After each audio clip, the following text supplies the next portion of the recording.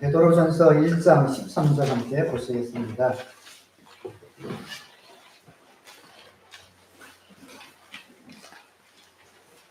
여기서 예배드리니까 앞에 가려서 좀 잘 안 보인다는 얘기 있는데 오늘은 그렇진 않은 것 같아요. 혹시 앞에 도처가 안 보이면 자리를 좀 옆으로 옮기셔도 괜찮겠습니다. 베드로전서 1장 13절 25절까지 좀 길지만 제가 봉독하도록 하겠습니다.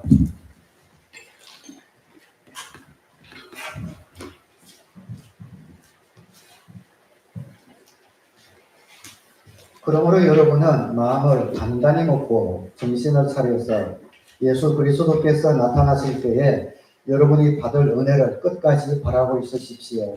순종하는 자녀로서 여러분은 전에 모르고 쫓았던 욕망을 따라 살지 말고 여러분을 불러주신 그 거룩하신 분을 따라 모든 행실을 거룩하게 하십시오. 성경에 기록하기를 내가 거룩하니 너희도 거룩하여라 하였습니다. 그리고 사람을 겉모양으로 판단하지 않으시고 각 사람의 행위대로 심판하시는 분을 여러분이 아버지라고 부르고 있으니 여러분은 나그네 삶을 사는 동안 두려운 마음으로 살아가십시오. 여러분은 조상으로부터 물려받은 여러분의 헛된 생활 방식에서 해방되었습니다. 여러분도 아시지만 그것은 은이나 금과 같은 썩어질 것으로 된 것이 아니라 흠이 없고 티가 없는 어린 양의 피와 같은 그리스도의 귀한 피로 되었습니다. 하나님께서는 이 그리스도를 세상이 창조되기 전에 미리 아셨고 이 마지막 때에 여러분을 위하여 나타내셨습니다. 여러분은 그리스도로 말미암아 하나님을 믿고 있습니다. 하나님은 그리스도를 죽은 사람 가운데서 살리시고 그에게 영광을 주셨습니다. 그래서 여러분의 믿음과 소망은 하나님을 향해 있습니다. 여러분은 진리에 순종함으로 영혼을 정결하게 하여서 꾸밈없이 서로 사랑하기에 이르렀으니 순결한 마음으로 서로 뜨겁게 사랑하십시오.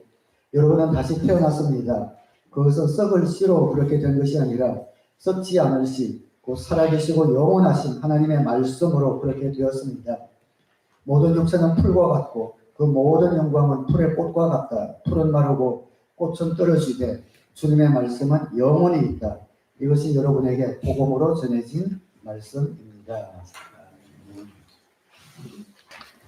우리 기독교의 초석이 된 세 분을 꼽으라면 바울과 요한과 베드로 꼽을 수 있습니다.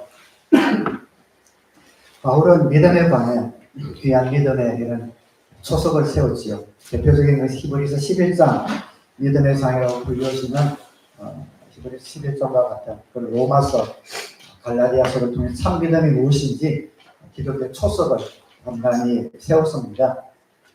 요한은 사랑의 사도라고 불려집니다. 처음에는 성질이 너무 급해서 예수님이 나는 번개의 아들이다 라고 별명까지 붙어주셨지만 나중에 다른 모든 제자들은 순교했지만 사도 요한은 90살이 넘도록 연로한 가운데 요한계시록까지 기록하고 자연사에서 사랑의 사도로 변했습니다. 요한복음에도 보면 우리가 서로 사랑하자 굉장히 많이 강조하고 특별히 요한 1, 2, 3서는 사랑에 관한 그런 편지입니다. 오늘 베드로전서 본문을 쓴 베드로는 소망에 관해 많은 말씀을 전했습니다.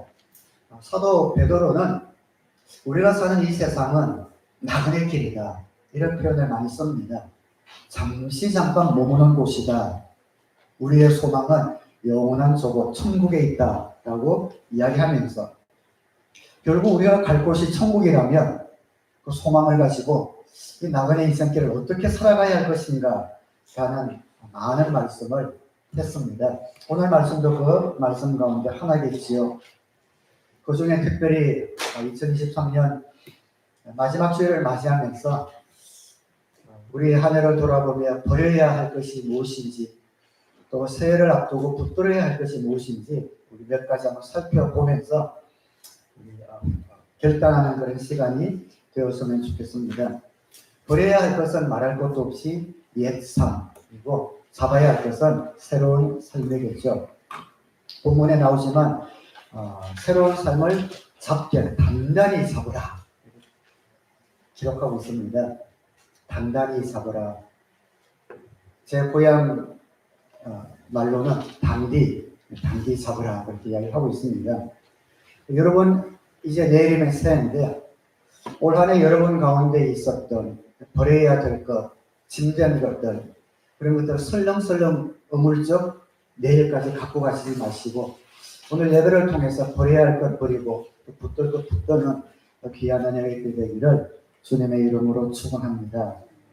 버려야 할 것은 조상으로부터 물려받은 헛된 생활 방식, 그리고 은이나 금처럼 썩어진 속이 빈 헛된 삶 이런 것들을 버리라고 이야기하지요. 18절에 여러분은 조상으로부터 물려받은 여러분의 헛된 생활 방식에서 해방되었습니다. 여러분도 아시지만 그것은 은이나 금과 같은 썩어질 것으로 된 것이 아닙니다. 물론 조상으로부터 물려받은 좋은 것들, 전통 유산 많이 있지만 그러나 이 세상이 갖고 있는 내세관, 세계관은 하나님 나라의 백성이 갖고 있는 것과는 다릅니다. 세계관과 내세관 자체가 다르기 때문에 그 내세관의 기초에서 갖고 있는 그 내용물이 우리가 갖고 있는 것과 같을 수가 없는 거죠.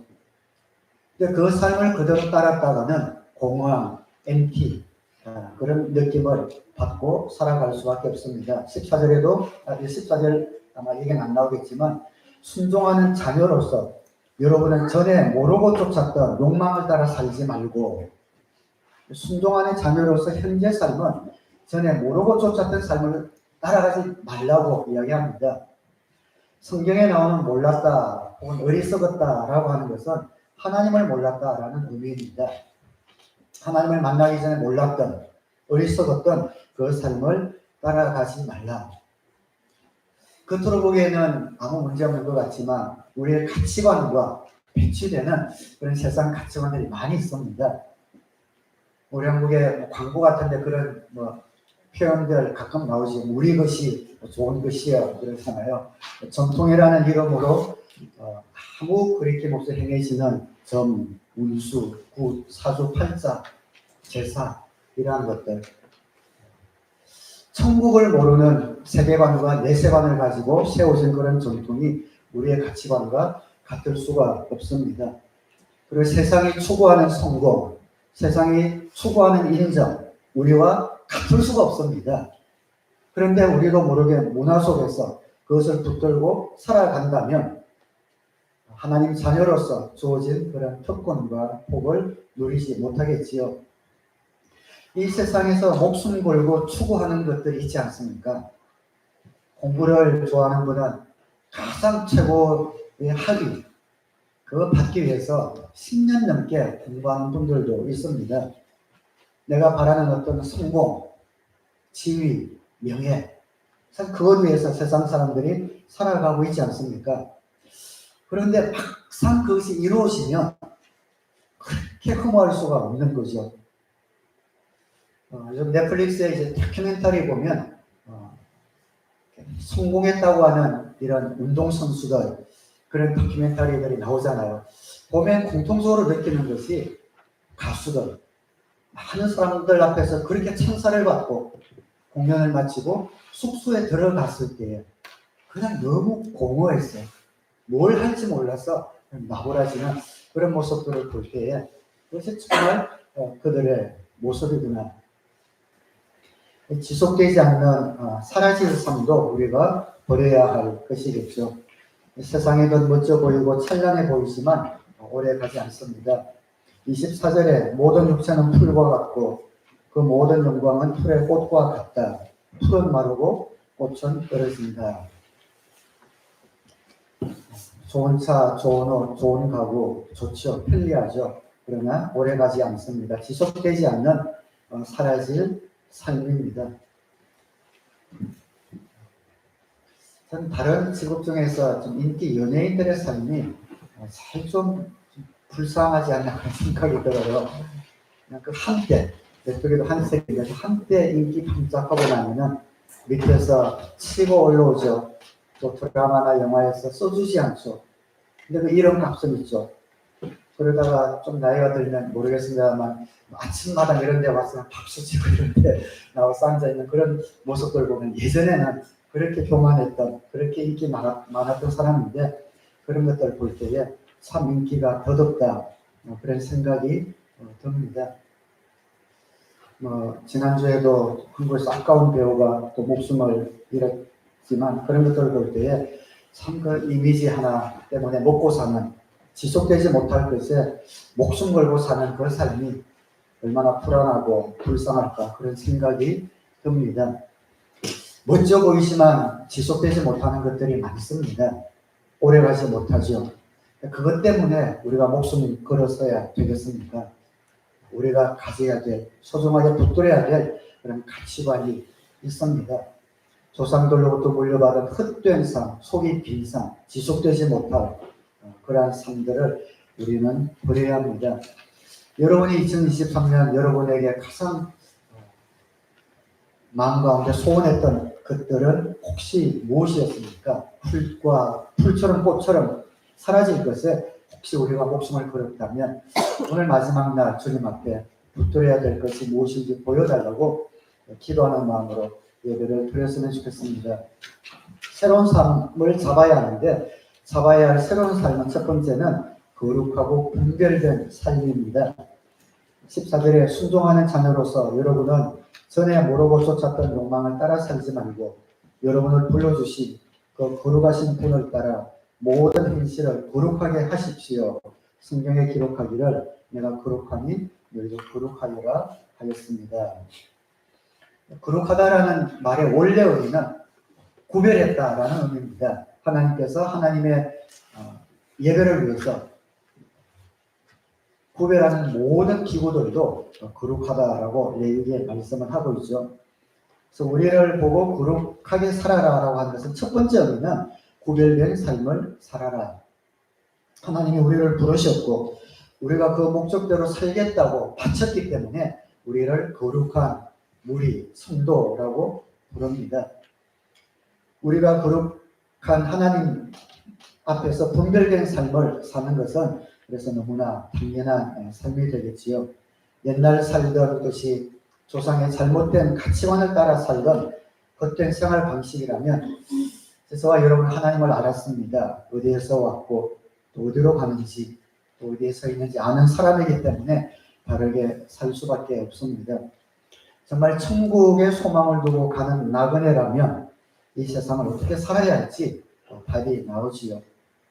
세상은 그렇게 말은 안 하지만 실제로는 다른 사람을 딛고 일어서야 성공하게 되어 있습니다. 하이 멘탈리티라고 하죠. 자원은 정해져 있고 내가 차까지 덤벼들지 않으면 내 몫이 작아지는 것이 세상의 삶입니다. 예수님은 다른 삶을 말씀하셨어요. 누가복음에 누구든지 자기를 높이면 낮아질 것이요 자기를 낮추면 높아질 것이다. 내 스스로 높아지려고 하는 것이 아니라 오히려 낮은 자리에 거하면서 숨기는 삶을 살고 하나님이 나를 높여주기를 기다리는 사람들, 이것이 성도의 삶, 거룩하고 구별된 삶이겠죠. 세상 사람이 그리는 지도자, 지배자는 비전 있고 통찰력 있고 곧모술수도 때에 따라 쓸 수 있고 필요하다면 좀 무자비할 수도 있는 그런 사람이 부상합니다. 그러나 예수님은 마태복음 5장 5절에 온유한 사람은 복이 있다. 그들이 땅을 차지할 것이다. 땅을 차지하는 지도자는 온유한 사람이 되는 것이다. 강한 사람이 아니라 부드러운 사람, 자기 주장을 내세우는 사람이 아니라 남의 주장을 존중해주는 사람, 화를 마음대로 내는 사람이 아니라 나에게 파워가 있지만 그 파워를 절제하고 필요할 때만 쓰는 온유, 그 사람이 온유한 사람이다 말씀합니다. 다시 말씀드리지만 이 세상은 잘못된 가치관에 세워졌기 때문에 그 가치관에 의해 세워진 독특한 생활 방식이 있습니다. 그것이 멋있어 보인다고 우리가 따라가게 되면 헛된 생활 방식을 따라가게 됩니다. 가치관이 다르기 때문에 그 가치관에 의해 세워진 세상 가치관에 세워진 그 가치관은 우리와 다를 수밖에 없습니다. 많은 크리스찬들이 이런 능력 있는 세상을 변화시키지 못하는 삶을 살아갈까요? 같아지려고 하기 때문이죠. 남들과 달라지는 데 대한 두려움, 남들이 다 이쪽으로 가는데 혼자 이쪽에 가게 되는 그런 두려움 쉽지 않습니다. 그리고 세상 사람들은 자기들과 한 통속, 한 생각을 갖고 가지 않으면 거부감을 가지기 때문에 왕따 당할까봐 우리가 가지고 있는 가치관을 펼치지 못할 때도 있습니다. 그래서 1장 13절에 그렇게 말씀하시는 거죠. 그러므로 여러분은 마음을 단단히 먹고 정신을 차려서 예수 그리스도께서 나타났을 때에 여러분이 받을 은혜를 끝까지 바라고 있으십시오. 단단히 먹지 않으면 휩쓸려 가기 때문에 그렇습니다.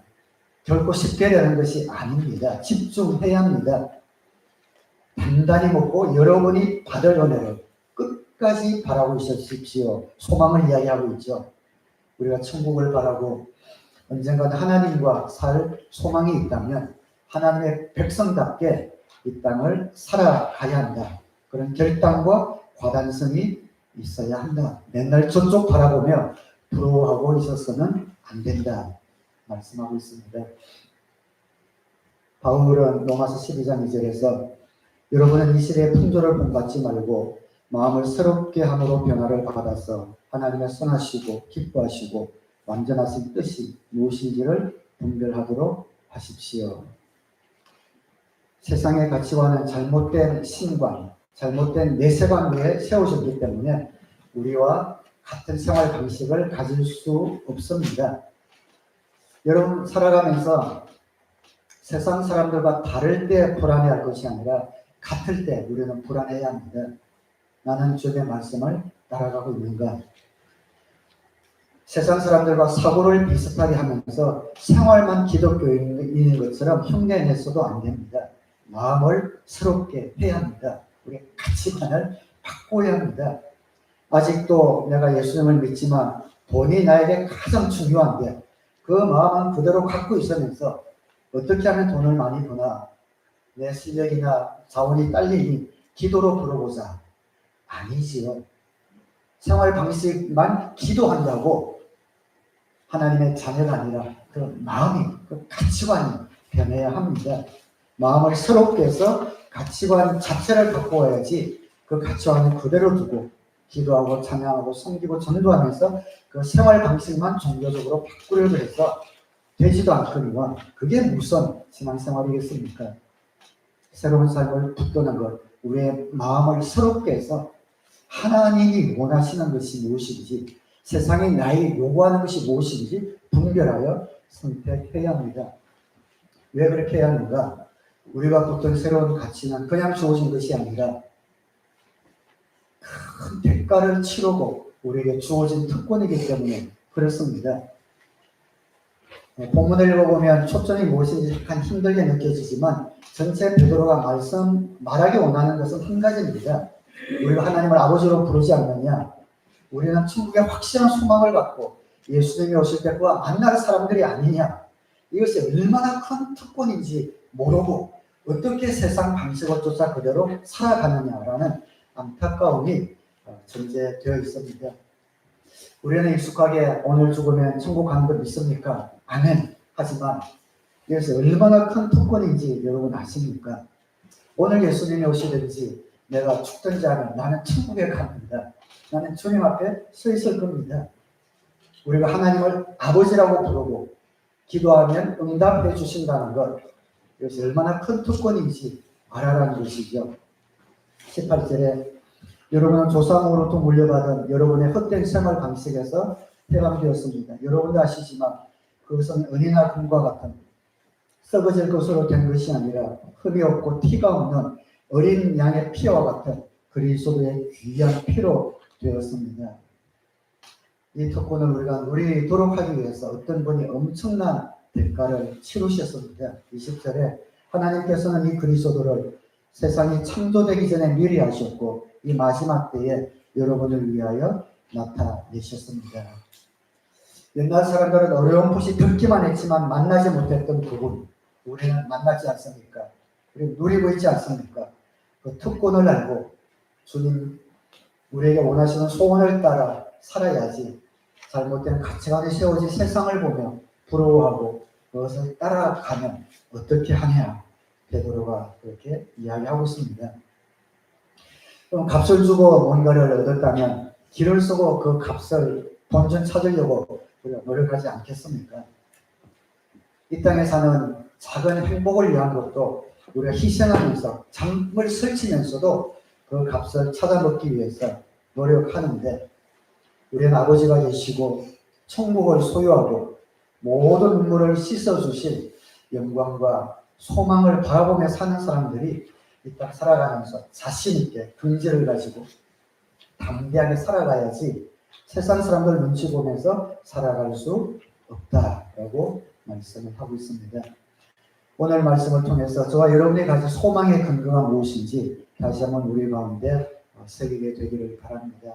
지금까지 내가 부러워했던 것, 나도 모르게 내가 목표로 했던 것, 지속되지 못할 속이 빈 헛된 삶이 이었던 것을 오늘 성령께서 알려주신다면 그 모든 것들을 내려놓고 영원한 가치, 소망의 말씀을, 약속을 붙드시는 저 여러분 되시기를 주님의 이름으로 축원합니다.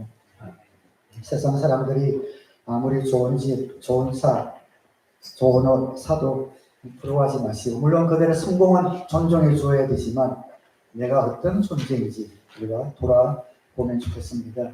우리가 붙들어야 될 마지막 세 번째는 믿음의 형제를 사랑하는 삶이라고 이야기하고 있습니다. 22절에 여러분은 진리에 순종함으로 영혼을 정결하게 하여서 꾸밈없이 서로 사랑하기에 이르렀으니 순결한 마음으로 서로 뜨겁게 사랑하십시오. 서로 사랑하는 것, 믿음의 형제 자매를 말합니다. 2023년 한 해를 보내고 새해를 맞이하면서 우리 믿음의 형제 자매, 특별히 더 가깝게는 우리의 아내, 남편, 부부, 또 우리의 자녀들, 우리 부모님, 더 나아가서 우리 목장 식구들, 우리 교회 형제 자매들을 사랑하는 그런 마음이 주님이 우리에게 주신 새로운 가치관 중에 중요한 부분입니다. 우리의 목표는 더 큽니다. 사실은 예수님이 마태복음 5장 44절에 그러나 나는 너에게 말한다. 너의 원수를 사랑하고 너희를 박해하는 사람을 위하여 기도하여라. 이것이 우리에게 주신 고리예요. 우리의 목표고 우리의 목적입니다. 그렇게 할 수 있는 능력을 우리에게 주셨습니다. 어떤 원수든 우리를 품고 용서할 수 있는 그런 성령의 능력을 받은 사람입니다. 이것이 우리의 고리지만 이 원수를 사랑하기 전에 형제자매를 사랑할 수 있어야 된다는 거지요. 그 목표가 우리에게 주어졌는데 그 목표를 달성할 수 있도록 하기 위해 우리에게 주어진 현재 우리와 함께 살아가는 형제자매를 사랑하여라. 그 형제자매를 사랑하는 연습을 하는 곳이 바로 목장입니다. 한국에 그렇게 많은 교회가 있고 많은 성도가 있는데 왜 변하지 않는가? 사회가 왜 그 모양인가? 당연하죠. 연습할 장소가 없습니다. 교회 모여 예배는 드리지만 곧바로 사회로 세상으로 들어갑니다. 목회자들은 반에서 당연한 이야기를 합니다. 오른밤을 때리면 왼밤을 대십시오. 그렇게 얘기하지만 사람들이 다 생각이 있는데 무슨 설교니까 그렇게 하지요. 그렇게 하십시오. 전혀 다른 생각을 품고 있지요. 목사님 사회생활 안 해보셔서 모르는 것 같은데 세상에 나와서 그렇게 살면 쏟아냅니다. 나고자 됩니다. 주일날 목사님이니까 그렇게 이야기하는 모양이다. 내가 그렇게 살지 못하는 가책은 좀 느끼지만 세상에 나가서는 여전히 자기 생각대로 살아갑니다. 왜 그런가? 저는 그렇게 생각해요. 연습할 장소가 없기 때문에. 듣고 그것을 연습해야지요.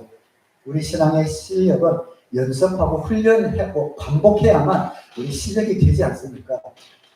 그 훈련을 하는 곳, 연습하는 곳이 바로 목장입니다. 그곳에서 내 마음이 안 맞는 사람, 나와 생각이 다른 사람, 나와 감정이 다른 사람, 그런 사람과 지내는 법을 배우고 누가 나눔을 홀해도 그것을 또 참는 법도 배우고 인색한 것을 보아도 그럼 내가 하나 더 채우시면 채우시면 하면 섬기는 법도 배우고, 그러고 나서 세상으로 나가서 세상에서 그 삶을 사는 겁니다. 그 중간 과정이 없으니 그냥 설교만 듣고 아유 목사님이야 그러시고 세상에 떨어져 보십시오. 절대 그 실력이 나오지 않습니다. 그래서 저는 목장을 예수님이 이 땅에 교회를 세우시면서 그렇게 가정교회를 만드신 목적이지 않나라는 그런 확신이 있습니다. 교회 다니면서도 물론 못된 사람이 있지요. 제가 볼 때 세상 사람보다는 낫습니다. 세상 사람들 성령을 따라 살지 못하는 그 사람들을 내 마음에 안 들 때 무자비하게 도려내는 세상 가치관에 세우신 그 사람들보다는 낫습니다. 내 마음에 안 들고 맞지 않는 이 사람을 사랑하는 법, 연습하는 법을 우리는 목장하면서 더 나아가서 연합 목장인 이 사랑에 대해 공동체 안에서 연습하고 극복해야 합니다. 그거 하지 못하면 어디 가서든 그 삶을 살아내지 못합니다. 그래서 우리 목장은 우리에게 불편한 곳이 어떤 면에서는 되어야 해요. 목장 만들어서 우리 고생시키면 그렇게 해도 괜찮아요. 그것을 극복할 때에 비로소 우리가 신앙의 실력이 붙습니다. 아무리 좋은 것이라도 그것을 우리가 어떻게 바라보느냐 그에 따라서 축복이 될 수도 있고 어려움이 될 수도 있겠죠. 목장에서 연습하는 겁니다. 목자 목료가 되어서 인내하는 법도 배우고 섬기는 법도 배우고 기다리는 법도 배우는 겁니다. 저는 목회하면서 제일 잘했다라고 생각하는 것 중에 하나가 목자 된 겁니다. 4년째 넘어가고 있는데 목자 안 됐더라면 이 부분을 어떻게 할 수 있었을까 하는 그런 부분들이 있습니다. 참는 법, 인내하는 법. 그래도 우리 청년들이 말을 안 듣는 건 아니고요. 이 청년들이 너무 말을 잘 듣는데 그 가운데서도 인내하고 기도하고 사랑하는 법을 배우고 얼마나 천지에 유익이 되는지 모릅니다. 천국에 가면 우리 다 만납니다. 여러분 옆에 있는 분들 천국에 가면 다 만나요. 틀림없습니다. 우리의 사랑이 완성되는 곳이 천국이에요. 그 천국은 우리가 이 땅 살아가면서 이것이 행복 아니냐 하는 것이 완성되는 곳, 그것이 천국일 겁니다. 우리 하나님의 자녀는 천국에서 만납니다. 그때 만날 때 이 땅에서 풀지 못해서 어색하게 만나면 어떡할 겁니까? 이 땅에서는 우리가 용납하는 곳, 연습하는 곳, 그래서 그곳에 가서 그 기쁨이 충만해지는 곳이 되어야 합니다. 우리에게 하나님이 붙여주신 형제자매들은 잠시 만나는 사람이 아닙니다. 영원히 볼 사람들입니다. 여기서 해결해야 될 것 해결해야 되고 같이 일하는 것 배워야 하고 같이 동력하는 것 배워야 하고 미움을 극복하고 또 사랑하는 법을 여기에서 배워야 합니다. 그리고 천국에 가서 함께 만날 텐데 주님께서 큰 대가를 치르고 우리에게 새로운 삶을 주셨기 때문에 이 세상과 구별되고 거룩한 삶 2013년 하나님 세상 가치관이 아니라 하늘 가치관을 따라 살아가기로 결단하는 귀한 은혜가 있게 되기를 주님의 이름으로 축원합니다. 무거운 짐, 잘못된 생활 방식, 세상의 가치관 가지고 몇 시간 뒤에 다가올 내일로 넘기지 마시기 바랍니다. 얼마나 우울합니까? 미움 혹시 있습니까? 그거 그대로 짊어지고 새해로 테이크오버를 하지 마시기 바랍니다. 여러분 마음 가운데 있는 어떤 무거운 짐이든 낙심이든 절망이든 잘못된 생활 방식이든 세상의 가치관이든 미움이든 수고하고 무거운 짐진자들아 다 내게로 오라 내가 너희를 쉬게 하리라 말씀하신 주님 앞에 오늘 내려놓으시고 새로운 가치관으로 새해를 맞이하기로 결심하는 복된 은혜가 저와 여러분에게 있게 되기를 우리 주님의 이름으로 축원합니다.